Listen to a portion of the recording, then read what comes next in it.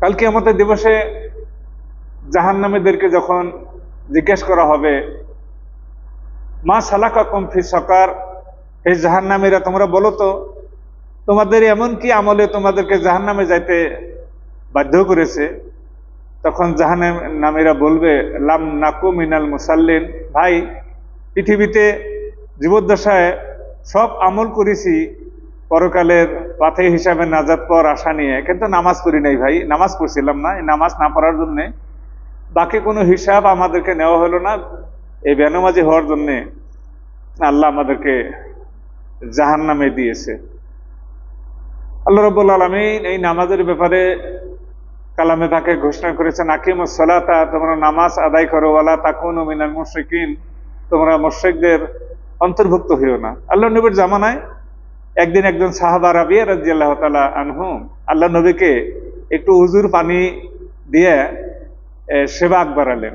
আল্লাহ নবী বললেন যে তোমার এই সেবাটুকুর জন্য আমি অতি সন্তুষ্ট, তো তুমি বলো তো তুমি কি চাও আমার কাছে, তুমি যেটা চাইবা সেটাই তোমাকে দেওয়া হবো।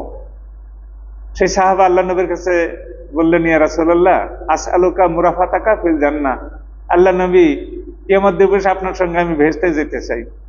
আল্লাহ নবী বললেন, আওয়া গায়রা যাকা, এই কথাটার পরিবর্তে অন্য কিছু বলার আছে কি?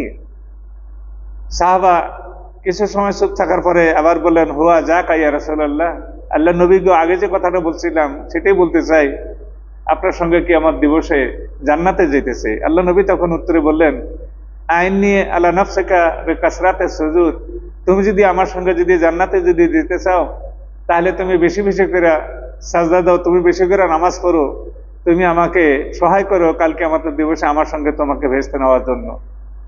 তো ভাইয়েরা, এই নামাজের এত গুরুত্ব যে এই নামাজ আমাদের স্মরণে থাকবে না। আমাদের ব্যস্ত জীবনে, আমাদের কর্তব্য জীবনে আমরা সবকিছু ভুলে থাকি, তারপরেও মুয়াজ্জিন 5 ওয়াক্ত আযান দিয়ে আমাদেরকে জানিয়ে দিতেছেন নামাজের সময় হয়ে গেছে।